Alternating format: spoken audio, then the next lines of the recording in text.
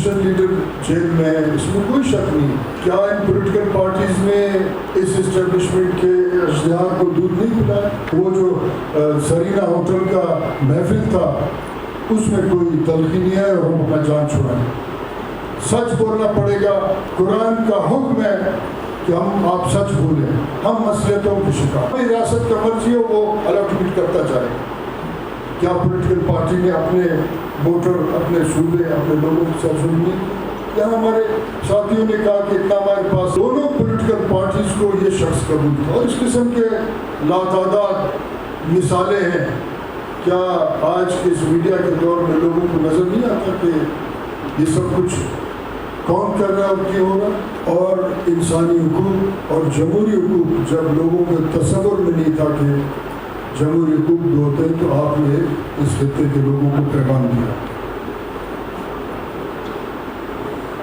بادشاہ خان نے 30 یا 32 سال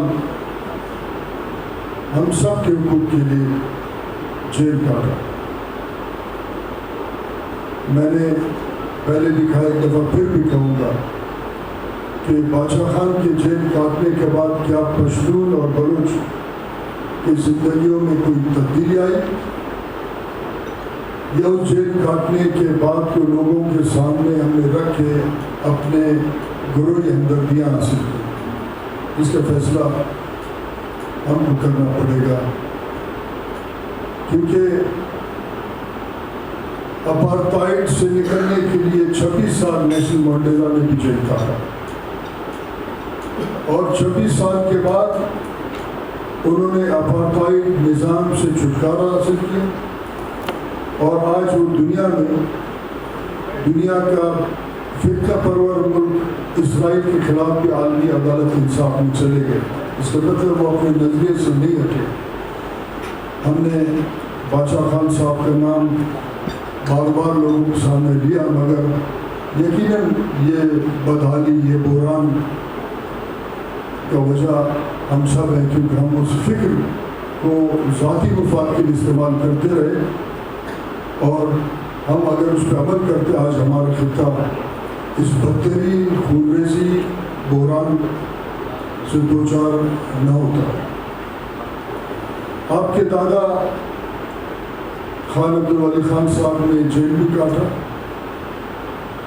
کیونکہ ان کا تربیت ایک ایسے سیاسی عمل میں ہوا کہ 73 کے آئین انہوں نے بنانے میں اپنا کردار ادا کیا، اور بہت سارے اکابرین ہمارے صوبے سے، سندھ سے. کیونکہ آپ پارلیمنٹ میں اس وقت موجود ہیں، اسپیکر کے گیلری کے سامنے سے گزریں تو آپ کو تصویریں نظر آئیں گی کہ آپ کے دادا خان مرحوم پاکستان کے آئین پہ دستخط کر رہے ہیں. پھر اس آئین کو پامال کیا سامراجی ایجنٹ جنرل ضیاء الحق نے. آج بھی جس پارلیمنٹ میں آپ بیٹھے ہیں، اس دن ہم نے بھی گزارا، آج بھی سیاسی پارٹیوں کو پیروکار کم، جنرل ضیاء الحق اور مشرف کے پیروکار، اس کے نظریے کو تقویت دینے والے لوگ آج بھی پارلیمنٹ میں بہت زیادہ تعداد میں بیٹھے ہیں. یہ سیاسی پارٹیوں کے لیے ایک بہت بڑا چیلنج ہے. ضیاء الحق نے اس آئین کا چہرہ بگاڑا. پھر ARD نے ایک چارٹر آف ڈیموکریسی پہ دستخط کی، اور میں نے بلوچستان کی نمائندگی اس لندن کانفرنس میں بھی کی، اور اپنے صوبے کے معاملات پہ ہم نے اپنا کردار ادا کیا. جتنا بھی ہمارا آواز تھا ہم نے اپنے صوبے کے لیے آواز اٹھائی. پھر COD کے بنیاد پہ ایک پارلیمانی کمیٹی بنی جس کو 18ویں ترمیم کمیٹی کہتے ہیں. اور اگر آپ پارلیمنٹ میں جائیں گے تو وہ کمیٹی کا نام 18ویں ترمیم پارلیمانی اصلاحاتی کمیٹی کے نام ہے. اس کمیٹی میں آپ کے والد صاحب بھی ممبر تھے. طبیعت کی ناسازی کی وجہ سے وہ کبھی میٹنگ میں نہیں آ سکے. آپ کے پارٹی کی طرف سے حاجی عدیل صاحب آتے تھے مرحوم. افراسیاب خٹک صاحب آتے تھے، اس میں بشرا گور، کبھی زاہد خان صاحب بھی آتے تھے. ہم نے کوشش یہ کی 9 مہینے میں اس آئین جس کو پاکستان کے ڈکٹیٹر نے بدلا ہے اس کو ہم اپنے اصل شکل میں بحال کریں، اور جو صوبائی اختیارات تھے جن کو روکا گیا تھا اس کو ہم صوبے کی طرف واپس لائیں. اور آئینی طور پہ کیونکہ ہمارے اکابرین نے 1 یونٹ کے خلاف صوبائی خود مختاری کے حق میں ایک طویل جدوجہد کی اور تکلیفیں کاٹی، مگر پولیٹیکل پارٹیز کے اسٹیبلشمنٹ کے ساتھ کمپرومائز کے بنیاد پہ آج اکثر پولیٹیکل پارٹیز سے سیاسی کارکن، میں سیاسی کارکن کا بات کر رہا ہوں، ان عقیدت مندوں کا بات نہیں کر رہا ہوں کہ جو کسی بھی پولیٹیکل پارٹی میں پڑے رہتے اور اس انتظار میں رہتے کب ہمارا ڈیل ہو اور کب ہم کچھ نہ کچھ بنے، کب ہمارا جو پرسنل ٹارگیٹ ہے وہ اچیو ہو. لوگوں کا اعتماد ایک حد تک اٹھ چکا ہے، اور سیاسی پارٹیوں کے اس بد اعتمادی میں سیاسی کارکن کا راستہ بھی پولیٹیکل پارٹیز نے خود روکا. اب دیکھیں کہ صادق سنجرانی جیسے غیر سیاسی شخص کو پیپلز پارٹی اور پی ٹی آئی نے مل کے چیئرمین سینٹ بنایا. گجار رضا ربانی کو بنانا چاہیے تھے کیونکہ وہ آئینی ترامیم کمیٹی کے چیئرمین تھا، ایک بیرسٹر ہے. انہوں نے خود اس کو دور رکھا اور دونوں پولیٹیکل پارٹیز کو یہ شخص قبول تھا. اور اس قسم کے لاتعداد مثالیں ہیں. کیا آج کے اس میڈیا کے دور میں لوگوں کو نظر نہیں آتا کہ یہ سب کچھ کون کر رہا ہے اور کیوں ہو رہا ہے؟ یقیناً میڈیا کا دور ہے، سوشل میڈیا کا دور ہے، وہ کہ قوانین بنتے ہیں سوشل میڈیا پہ پابندی لگانے، لیکن لوگ کہیں نہ کہیں ایکسیس حاصل کرتے ہیں اور اس پہ لوگوں کا اعتماد ٹوٹ چکا ہے پولیٹیکل پارٹیز سے. اور پولیٹیکل پارٹیز اقتدار میں رہنے اپنے گروہی وجود کو لوگوں کے سامنے دکھانے کے لیے پھر اسٹیبلشمنٹ کے ساتھ کمپرومائز کرتے ہیں. آج بولیدی صاحب نے کہا کہ کچھ لیڈرز جیل میں ہیں اور ان کو جیل میں ڈالا گیا ہے، ایم این اے جیل میں ہے، مثلاً اپوزیشن لیڈر جیل میں ہے. اس میں کوئی شک نہیں. کیا ان پولیٹیکل پارٹیز نے اس اسٹیبلشمنٹ کے اشتہار کو دودھ نہیں پلایا؟ جس پولیٹیکل پارٹی نے کوشش کی اقتدار میں آنے کے بعد وہ اشتہار کو دودھ پلاتے طاقتور کرتے گئے اور اس اشتہار نے ان کو ڈھسا ہے.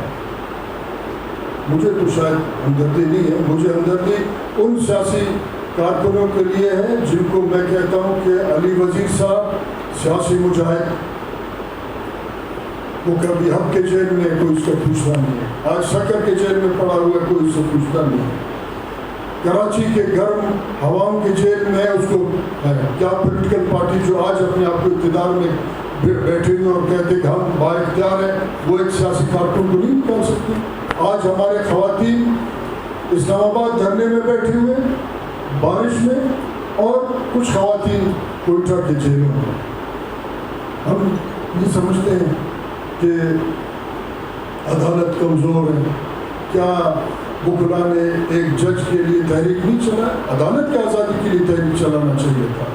کیوں یہ سب کچھ ہو رہا ہے؟ یقیناً اس میں کہیں نہ کہیں ہماری غلطیاں ہیں، یقیناً اس میں کہیں نہ کہیں ہم کسی پراکسی کے ساتھ چل رہے ہیں، اس کے بعد پھر ہم بھگت رہے ہیں. مجھے یقیناً سمجھ نہیں آ رہا کہ میں کس سے مخاطب ہوں، کس سے پوچھوں کہ یہ جو سب کچھ ہمارے دوستوں نے مجھ سے کب بات کی تو خبر ہے یہ ہوا، اس قسم کے لاشیں گرتے ہیں، اس قسم کے دہشت گردی ہوئے. کیا میرا خاندان دہشت گردی کے ساتھ میں نہیں ہے؟ مگر اللہ کے حکم سے قطعاً کمپرومائز نہیں کیا، نہ کمپرومائز کرنے کا کوئی ہمارا نیت ہے. مگر یہ سب کچھ ہوا، یہ تو خبر ہے، اخبارات میں بھی ہیں، ٹی وی میں بھی ہیں، سوشل میڈیا میں بھی ہیں، خبریں ہیں، ہم سنتے رہتے. اس کا حل کیا ہے؟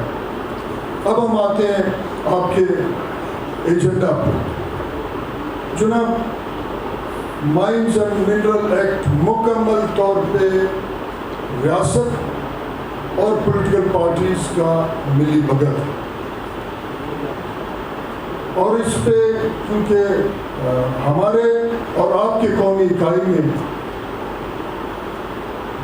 وسائل ہیں, پولیٹیکل پارٹیز میں ڈیل کر کے ہمارے تمام وسائلوں کے حوالے کے خود پی ایچ ڈی بھی ڈھونڈنے میں مصروف ہے. میں آپ سے یہ مطالبہ کرتا ہوں کہ آپ کے بزرگوں نے اس آئین اور قانون اور اخلاقیات کے بالادستی کے لیے کوشش کی, جدوجہد کی. آپ کی ذمہ داری ہے کہ اس جبر کو اس ختم کرنے میں اپنا آپ کردار ادا کریں. یہاں mines and mineral act 2025 12 March کو پاس ہوا اور صوبائی حکومت کو اتنا جلدی تھا کہ 14 تاریخ کو جعفر خان مندوخیل صاحب نے فوراً اس پہ دستخط کی تاکہ وہ جو سرینا ہوٹل کا محفل تھا اس میں کوئی تلخی نہیں ہے اور ہم اپنا جان چھڑائیں. سچ بولنا پڑے گا. قرآن کا حکم ہے کہ آپ سچ بولیں. ہم مسلطوں کے شکار ہیں, ہمیں مسلطوں نے ڈبو دیا ہے. سیاسی کارکنوں کا اپنے پارٹیوں سے اعتماد اٹھ چکا ہے. یہ سب کچھ ہوا یہاں ہمارے عزیز مولانا ہدایت الرحمان صاحب نے کہا کہ سب مل کے لانگ مارچ کریں. میں چھوٹا سا مثال دیتا ہوں کہ ہم شروع کوئٹہ سے کریں. لانگ مارچ کو چھوڑیں. اس کے 2 اصول میں بتاتا ہوں. جو پولیٹیکل پارٹیز سرینا ہوٹل میں جا کے وہ شہباز شریف اور نواز شریف سے ملے, ان کو چاہیے کہ اپنا وفد بنا کے جا کے اس سے ملیں کہ یہ جبر کے قانون جو آپ نے سازش کے تحت ہمارے سر کو مسلط کیا اس کو ختم کریں. ایک میرا مطالبہ یہ ہے کہ جب آپ ملے تھے تو پھر آپ کے تو پھر وہ دوست سے تعلقدار ہیں, آپ جا کے ایک دفعہ سب ملے اس سے, جو لوگ تھے سب کو پتہ ہے. آج کل سوشل میڈیا کا دور ہے, کون تھے جا کے ملے, اس سے بات کریں. لانگ مارچ ہم کیوں کریں. دوسرا یہ کریں یہاں سے 1 کلومیٹر فاصلے پہ شارٹ مارچ کریں. جن پولیٹیکل پارٹیز کو اس مائنز اینڈ منرل ایکٹ پہ اعتراض ہے اور جو اسمبلی میں نمائندگی رکھتے ہیں 2, 3, 4, 11, 1, ان کو ایک قرارداد لانا چاہیے صوبائی اسمبلی میں کہ یہ ایکٹ ہمیں قبول نہیں. اب اقلیت اکثریت کا بات نہیں ہوگا, یہ ہوگا پتہ تو چلے کہ بلوچستان کے حقوق کے ساتھ کون کھڑا ہے, بلوچستان کے حقوق سے کون دستبردار ہو گیا. 3 سال تو گزر گئے ہیں, 2.5 سال, اب 2.5 سال اور رہ گئے ہیں, کون دستبردار ہو گئے. وہ گنتی پھر ہم خود کریں گے. ایک یہ قرارداد لائیں. پاکستان کے آئین 19A رائٹ آف انفارمیشن 2021 میں ایک اسمبلی کے اندر ایک ان کیمرہ اجلاس ہوا اور اس ان کیمرہ اجلاس میں یہ فیصلہ ہوا کہ ریکوٹک ہم نے کسی کو دینا ہے. 19A کے تحت جو شخص پولیٹیکل پارٹیز اس ان کیمرہ اجلاس میں تھے وہ قرارداد لائے کیا اس ایگریمنٹ کو لوگوں کے سامنے لائیں. 19A یہ آئین ہے. یہاں میں ایک طویل لسٹ آئینی پامالیوں کو بنائے کس آرٹیکل کو آج کے دور میں حکومت پامال کر رہا ہے, اسٹیبلشمنٹ پامال کر رہا ہے, اور کون سے لوگ خاموش ہیں اس پہ. پھر میں نے کہا کہ طویل کو پڑھنے کی ضرورت نہیں ہے, ہم مختصر ٹو دا پوائنٹ بات کریں. اس کے بعد 2013 کے اسمبلی نے ایک DHA ایکٹ پاس کیا. میں خود شہباز شریف جب پہلی دفعہ وزیر اعظم تھا میں نے اس کو کہا کہ پولیس ڈیزل جو بلا کے اس DHA ایکٹ کو آپ ختم کریں. اس نے بلایا اور بات وہیں رہ گئی. میں اپنا فرض اتنا ادا کروں, میں پارلیمنٹ میں نہیں ہوں, اور 3 دفعہ مجھے پاکستان کا جو سب سے کرپٹ اور جعلی الیکشن کمیشن ہے وہ مجھے گرانے میں کوئی کسر نہیں چھوڑتے. مجھے مسئلہ نہیں, میں اپنے جدوجہد آگے لے جاؤں گا. میں نے خود کہا اس کے حوالے سے بھی پولیٹیکل پارٹیز کو چاہیے کہ بات کریں, جہاں بھی ریاست کا مرضی ہو وہ الاٹمنٹ کرتا جائے. کیا پولیٹیکل پارٹی نے اپنے ووٹر, اپنے صوبے, اپنے لوگوں کے ساتھ ظلم نہیں کیا؟ یہاں ہمارے ساتھیوں نے کہا کہ اتنا ہمارے پاس سونا ہے, اتنا ہمارے پاس تانبا ہے, اتنے ہمارے پاس زمرد اور فلان سب کچھ ہے, مگر جب ہمارے آبا و اجداد نے قومی تشکیل کے لیے قربانی دیا اس وقت سونا نہیں تو اس وقت مٹی تھا. یہ وہ مٹی ہر سونا سے قیمت اس کا زیادہ ہے جس میں ہمارے اجداد دفن. وہ مٹی جس کے لیے ہمارے اجداد نے قربانیاں دی, جس میں ہمارا قومی تہذیب نے جنم لیا, آج ہم اپنے قومی شناخت کو بڑے فخر سے بات کرتے ہیں, اس مٹی کے لیے بات ہے. سونا اس کے بعد آتا ہے, مگر کیونکہ پولیٹیکل پارٹیز اپنا اعتماد کھو چکے ہیں, وہ فیصلہ نہیں کر سکتے کہ ہم نے کس طریقے سے اپنے لوگوں کا دفاع کرنا ہے. یہاں پھر ایک بات ہم کریں, آئیں مل کے ہم سب کھڑے ہوں اور یہ فیصلہ کریں کہ جس سرینا ہوٹل میں یہ سیاسی عمل ہوا تھا, ہم ایک دفعہ بات کریں شہباز شریف سے کہ اس قوانین کو ہم ختم کریں, کیونکہ آپ ملنے گئے تو آپ کا تعلق ہے اس سے, اور اگر نہیں کرتے تو پھر ہم مکمل پولیٹیکل سوشل بائیکاٹ کو کوشش کریں. فیصلہ تو ہم کریں گے, اتنا لمبا مارچ بھی کریں گے. اس کے بعد ایک اور قانون بنا, کسی بھی پولیٹیکل پارٹی نے اس پہ اپنا رد عمل نہیں دکھایا, ٹیررزم ایکٹ. اس کا موازنہ تو کریں جناب برائے دولتی صاحب, آپ کے وکیل ہیں, تمام پولیٹیکل پارٹیاں ماشاءاللہ بڑے بڑے ان کے وکیلوں کا پینل ہے. ہمارے ٹیررزم ایکٹ اور پنجاب کے ٹیررزم ایکٹ میں زمین آسمان کا فرق ہے. ہمارا ٹیررزم ایکٹ کو اگر آپ موازنہ کریں تو پھر اس کو آپ اسرائیل کا ایڈمنسٹریٹو ڈیٹینشن کے اس قانون سے کریں گے جہاں بغیر پوچھے لوگوں کو اٹھا کے لے جاتے ہیں.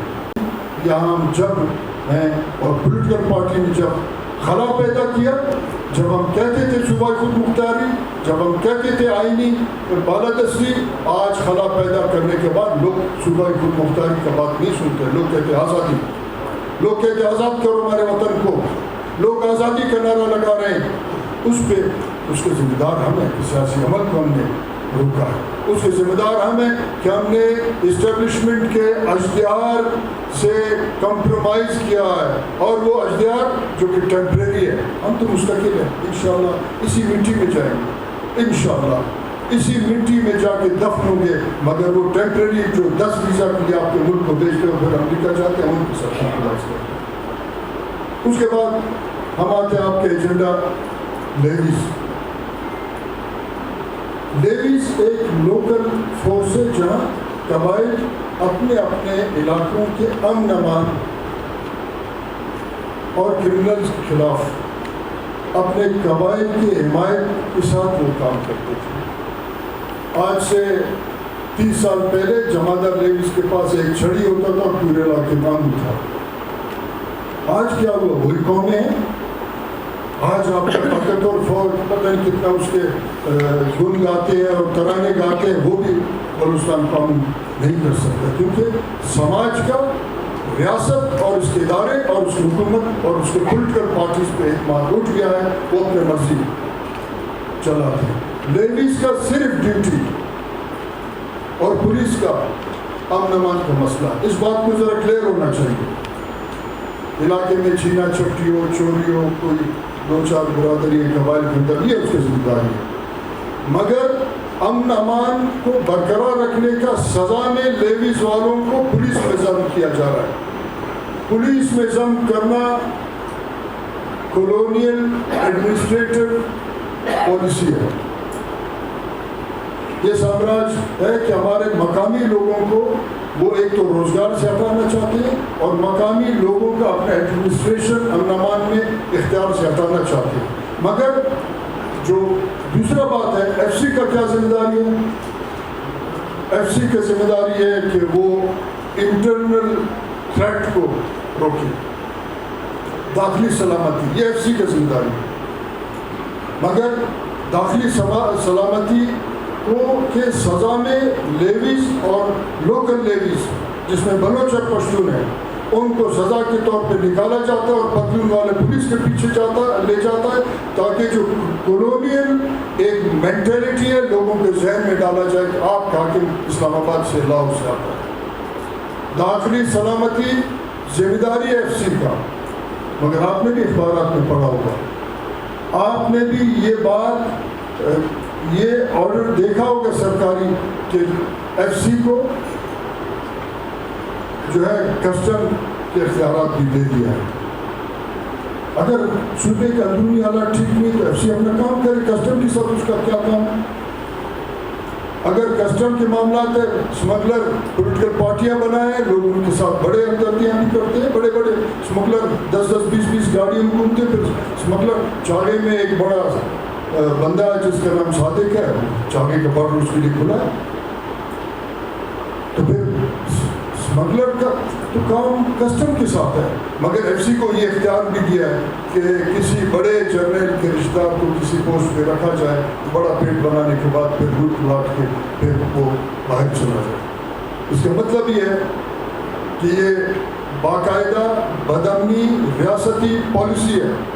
ہمارا ذمہ داری کیا ہے, قبائل کی ذمہ داری کیا ہے, افراد کا ذمہ داری کیا ہے, پولیٹیکل پارٹیز کا ذمہ داری کیا ہے کہ وہ اس ریاستی سازش کے راستے میں کھڑے ہوں اور اس افراتفری کو روکیں.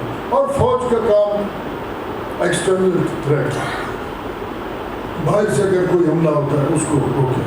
یہاں تو وہ سیاست بھی کر رہے ہیں. اب آپ دیکھیں جناب صدر کہ اگر پاکستان میں کوئی وزیر دفاع ہے, خواجہ اس کا نام ہے, خواجہ آصف اس کا نام ہے, اگر وہ وزیر دفاع ہے, اس نے پچھلے دنوں ایک ٹویٹ کیا, مفلوج مجبور وزیر دفاع ٹویٹ کرتا ہے کہ پاکستان کے ایک بہت بڑا تعداد کے بیوروکریٹس وہ پرتگال میں انہوں نے $10 بلین انویسٹ کیا. میں آپ سے یہ ریکویسٹ کرتا ہوں کہ آپ اس بات کو اسمبلی میں اٹھائیں, خواجہ آصف سے پوچھیں یہ جو 10 بلین والے لوگ پرتگال چلے گئے ہیں یہ کس صوبے سے تعلق رکھتے ہیں, ان کا تعلق کس صوبے سے, وہ پھر اس ملک کو بھکاری بنا کے کیوں بھاگ جاتے ہیں, الزامات ہم پہ لگاتے ہیں, فتنۃ الہند 52 فتنۃ الہند. اب یہ آپ اندازہ لگائیں کہ ہمارے صوبے میں جس کو مارنا چاہتے ہیں اس پہ یہ ٹھپا لگا کے پیسے اٹھا کے خواجہ آصف والے, خواجہ آصف سے پوچھیں کہ آپ تو حکومت ہیں, آپ تو ریاست ہیں, آپ وزیر دفاع ہیں, ماشاء اللہ, آپ کس کو ٹویٹ کر رہے ہیں. اس کا مطلب یہ ہے کہ پولیٹیکل پارٹیز مفلوج ہے, ان کا اختیارات تمام تر ان معاملات سے ختم ہو چکا ہے. ہم نے اسلام آباد کے اے پی سی میں جناب محمود خان اچکزئی صاحب صدارت کر رہے تھے, ان سے مطالبہ کیا کہ یہاں تنظیموں کے نام پہ جو بھتہ پاکستانی بینکوں میں جمع ہو رہا ہے اس کے لیے ایک پارلیمانی کمیٹی تشکیل دی جائے, اور اس پارلیمانی کمیٹی کو بلوچستان میں لا کے ہر مائن اونر سے پوچھیں کہ آپ یہ بھتہ کس اکاؤنٹ میں جمع کر رہے ہیں.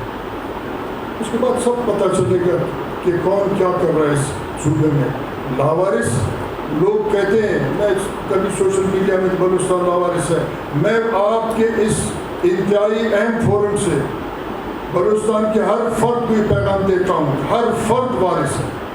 کوئی پولیٹیکل پارٹی اکیلا, کوئی شخصیت, کوئی سردار, کوئی نواب, کوئی معتبر, کوئی مولوی وارث اکیلا نہیں ہے, ہر فرد وارث ہے اپنے سرزمین کا وارثی کر. پھر میں یہ مطالبہ کرتا ہوں,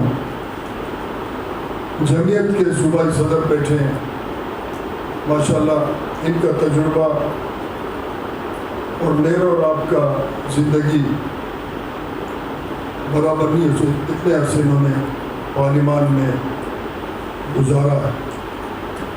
آپ اس تمام 2021 میں ریکوٹک والے اجلاس میں جو کچھ ہوا اس کو لوگوں کے سامنے لائیں مولانا واصف صاحب۔ اس بے چینی کو سیاسی پارٹیاں ختم کریں گے، افراد ختم نہیں کر سکیں گے۔ سیاسی پارٹیاں اگر ادھر بات کر رہے ہیں تو ہم ایک دوسرے کے ساتھ شاید ہم جو ہے بانٹ رہے ہیں، مگر ہمارے پاس حل نظر نہیں آ رہا۔ حل یہ ہوگا کہ ہم ایک دفعہ یہ طے کریں پولیٹیکل پارٹیز کہ ہم نے اسٹیبلشمنٹ کے ساتھ کوئی ساز باز نہیں کرنا ہوگا، طے کریں، اس کے بعد اعلان کریں، اس کے بعد ہم آگے بڑھیں تو لوگ آپ کے ساتھ آئیں گے، ورنہ لوگوں کا عدم اعتماد ہے، اس پہ ہم آگے نہیں بڑھ سکیں۔ اب ہم آتے ہیں دہشت گردی پہ۔